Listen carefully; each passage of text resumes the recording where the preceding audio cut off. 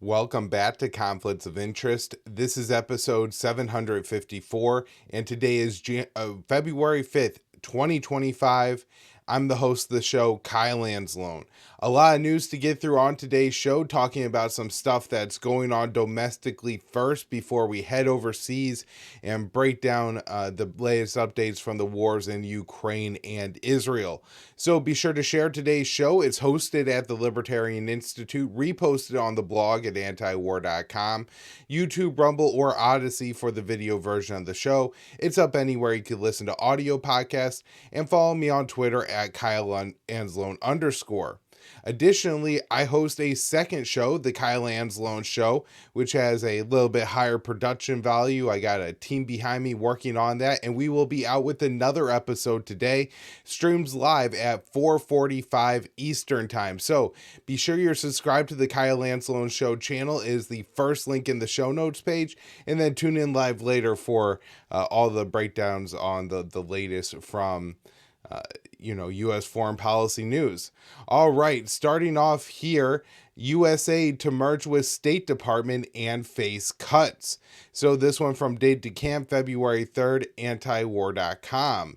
The U.S. Agency for International Development, or USAID, will be merged into the State Department and will face significant cuts, CBS News reported on Monday.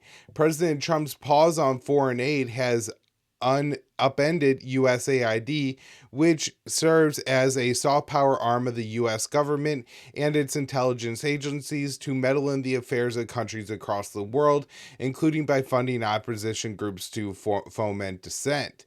USAID has been the target of Elon Musk's Department of Government Efficiency, or DOGE, and the Tesla CEO has suggested that President Trump wants a complete shutdown of the agency. However, Secretary of State Marco Rubio said many of the functions of USAID will come under the State Department, though he stressed the need for reform.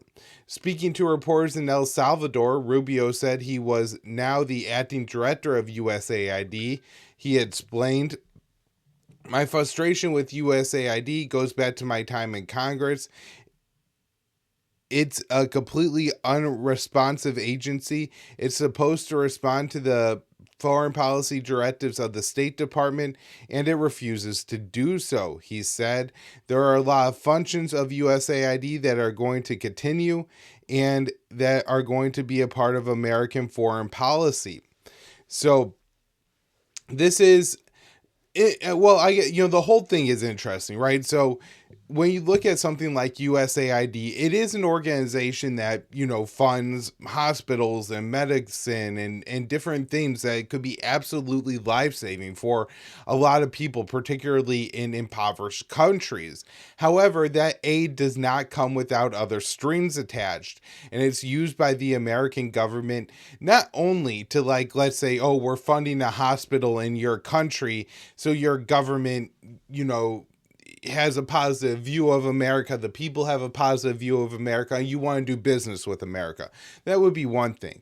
But on top of the aid that it does, it also funnels money to organizations that help to facilitate regime changes. And so it's not like they're giving money to the hospital and then again it's the PR from that that's causing the regime change. Is that they're giving money to the hospital and then maybe 45 NGOs, and 10 of them run websites that pretend to be news outlets. You have some that are trying to put together protest movements. You have others that are working, maybe to groom new young politicians. And you have all this, money flowing into the countries that are then used to facilitate these protest movements and to ultimately lead to a regime change. And so that's the problem with USAID. And so now when you talk about it, there are even people who, are typically agree with myself. They're against, the U.S. imperialism.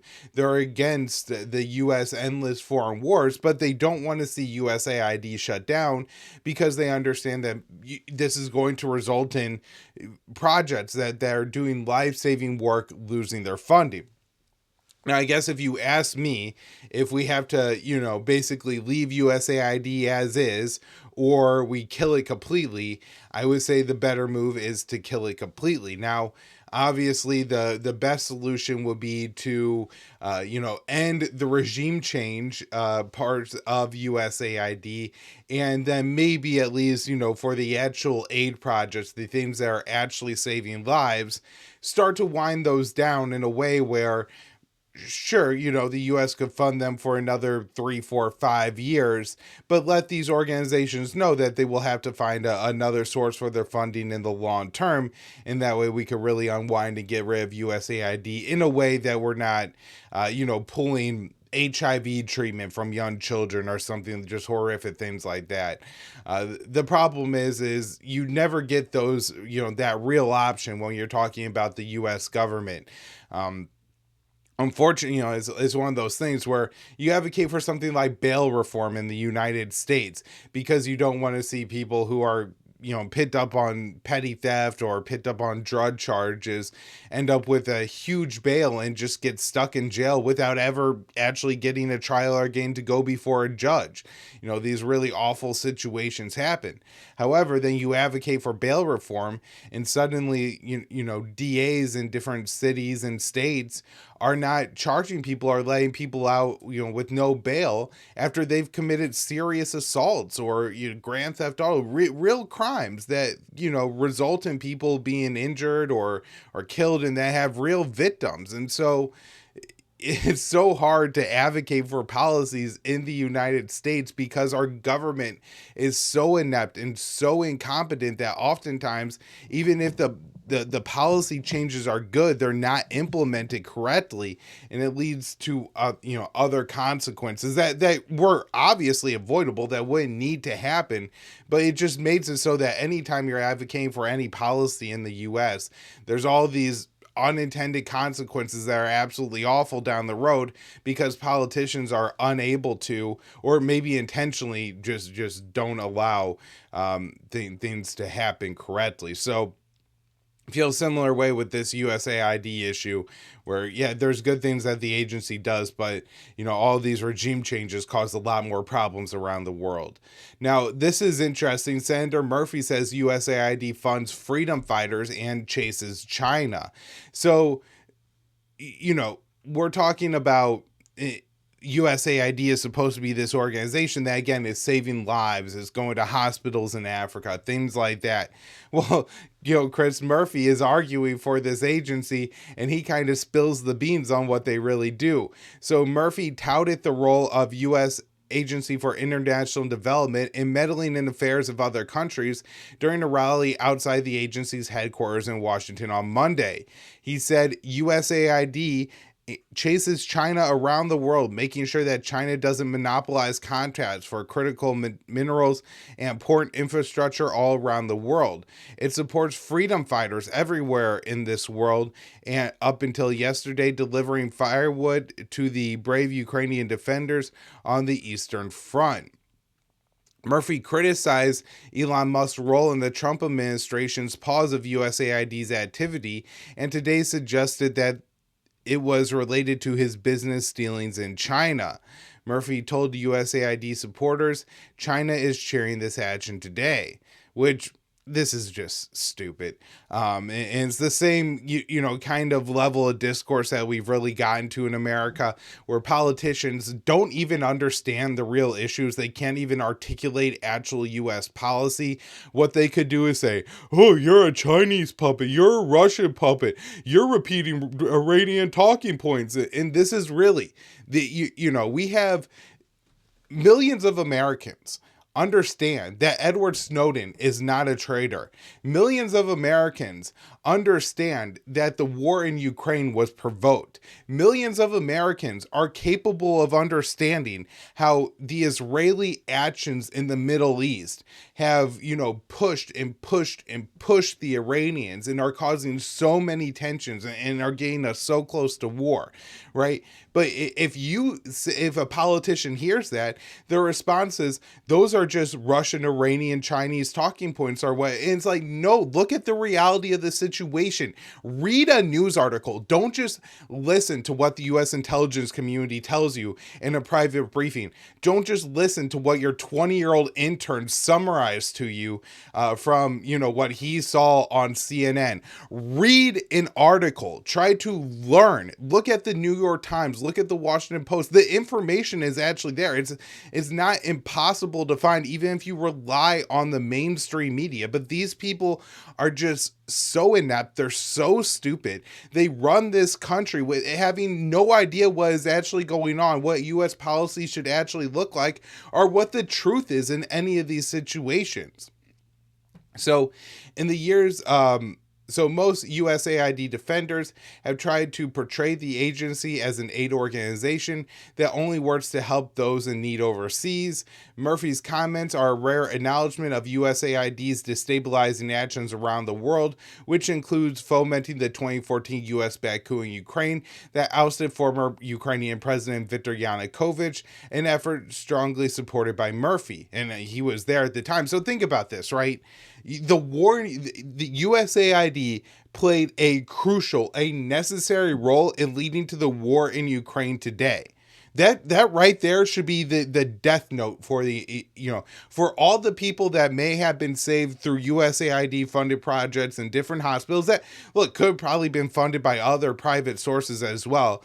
Certainly pulling the plug on those things quickly, could hurt their ability to distribute aid, but there's probably other ways to get money to these projects to fund them without coming through the U.S. government.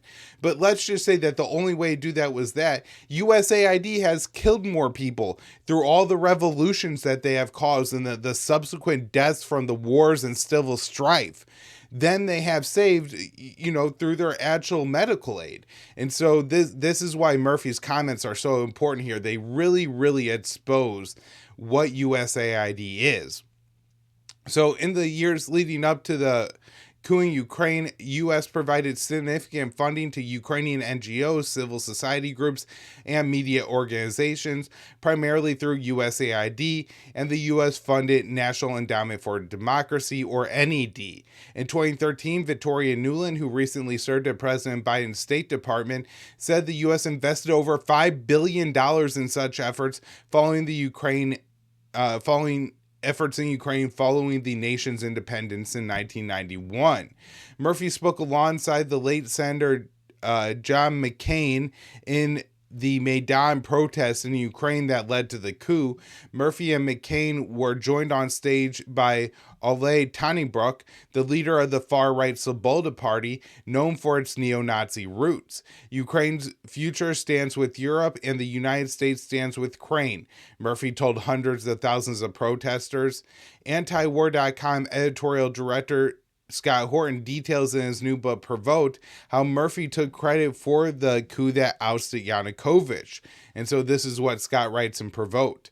On February 25th, 2024, just a few days after the successful coup, Senator Chris Murphy of Connecticut told C-SPAN's Washington Journal, "With respect to Ukraine, we did not sit on the sidelines.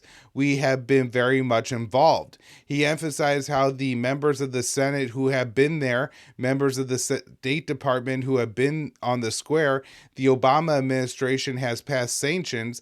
The Senate was prepared to pass its own set of sanctions. It was certain, he said, that the clear position of the United States has been in part what helped lead to this regime change. The senator added, "I think if ultimately this is a peaceful transition to a new government in Ukraine, is the United States on the streets of Ukraine that will be seen as a great friend in helping make that transition happen." And of course, that transition was not peaceful. It first started a civil war and then ultimately led to the Russian invasion. All right, next up here, this one I wrote for the Institute on February 4th. Trump sends migrants to detention facility at Guantanamo Bay. So the White House reported the transfer of detained illegal immigrants to a migrant detention facility in U.S. occupied Cuba. During the George W. Bush administration, the U.S. opened a prison at Guantanamo Bay in an effort to deny detainees constitutional rights. So the Wall Street Journal reported that the first flight carrying a dozen illegal immigrants from Texas to Guantanamo Bay took place on Tuesday. Last week, President Trump signed an executive order expanding the migrant facility there to 30,000 beds and to begin prepare to receive detainees. The Wall Street Journal added that the migrant facility can only hold currently 120 detainees, and that the Pentagon was in the process of deploying 500 Marines to expand the prison. The order was met with backlash, as Guantanamo Bay is the site of the infamous torture prison operated by the CIA. During the Bush administration, hundreds of detainees were moved to Gitmo to deny them constitutional rights, as they were subject to torture and other abuses. While the migrant facility is separate from the prison, Department of Homeland Security Secretary Kristi Noem has repeated talking points from the Bush officials to justify opening this facility. There might be some resources that could be established for the worst of the worst at Guantanamo Bay. That is something that the Trump is evaluating along with our Department of Homeland Security, she said. So during the Bush administration, it was frequently repeated that the detainees at the Gitmo facility were the, quote, worst of the worst. So that same phrase, the worst of the worst, that Noem used, is what the Bush administration was using. And again, maybe it's because she is really stupid and doesn't get it and just remembers that Gitmo, and when you hear Gitmo, you say worst of the worst, Gitmo, worst of the worst, Gitmo, worst of the worst. Like, maybe she's just indoctrinated with that propaganda, and that's why she said what she said, and doesn't actually understand the implications of they were not the worst of the worst. I mean, there were some very terrible terrorists there, but many of the people that were thrown in Gitmo were completely innocent, and they were tortured, at times tortured to death. And so this is a stain on Americans' legacy. This is it's not something to celebrate. It's not something to replicate, the U.S. torture prison at Gitmo. And here, not only is the Trump administration doing that, but what they should at least be doing is trying to downplay the similarities between the two facilities rather than tie them together as Noem did. So like Bush, Trump may see Guantanamo Bay as a place to circumvent prisoners' constitutional rights, suggesting that they could remain at the facility for an extended period of time. So Trump said, "We have 30,000 beds in Guantanamo to detain the worst criminal illegal aliens threatening the American people. This will double our capacity immediately, and that's a tough place to get out of." Additionally, while signing the executive order, Trump suggested illegal immigrants did not have another place to be moved to after being deported to Guantanamo Bay. "Some of them are so bad we don't even trust the countries to hold them because we don't want them coming back, so we're going to send them out to Guantanamo." And he's saying, I don't know how long they're going to stay, but it does sound like this is going to be a permanent prison location for many of these inmates. And of course, that is very concerning. All right, so it looks like Trump pauses his trade war here with Canada and Mexico after speaking with the leaders. Now, I'm sure a lot of you are familiar with this story, so I just want to go over it very quickly to say that I see a lot of people touting Trump's success here, and that he successfully got the Mexicans and the Canadians to back down. I think the Mexicans said they're going to deploy 10,000 soldiers to their northern border, the American southern border, in order to stem the flow of illegal immigration. This may be the first time in a country's history that they've try to punish another country into deploying troops onto their border. So that was an interesting part of all this. Although, obviously, I do understand how the issue here is with illegal immigration, how that could help stem the flow of illegal immigration. I think the problem with this is Trump, these tariffs were a major, major threat. And so if Trump is going to, threaten 25% general tariffs on Mexico to get the Mexicans to agree to deploy 10,000 troops to their northern border, it's like bringing a sledgehammer to drive in a nail, where this isn't going to work time and time again. I think countries are going to, start to really look to move out of the U.S. Bad economic sphere. The world reserve currency being the US dollar is going to lose its status, as countries are going to want to be less vulnerable to this kind of thing happening to them. And so overall, I think it's a mistake for what Trump did with the tariffs, although it does seem that he's backed off the trade war and got some concessions from Canada and Mexico. All right, so this one's highly disturbing. Trump says he wants Ukraine to guarantee access to rare earth minerals in exchange for military aid. So President Trump said Monday he's looking to reach an agreement with Ukraine that will guarantee U.S. access to rare earth minerals in the country in exchange for continued U.S. military aid. Trump told reporters in the U.S. Oval Office, "We're looking to do a deal with Ukraine where they're going to secure what we're giving them with their rare earth and other things. We want to guarantee we're handing them money hand over fist." The president suggested that Ukraine would agree to the proposal.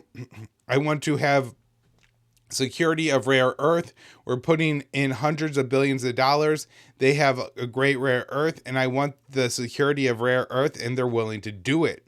Trump also said that European countries should be paying more money for the aid to Ukraine to get on equal level of spending with the U.S. "Europe is not keeping up with us. They should equalize," he said.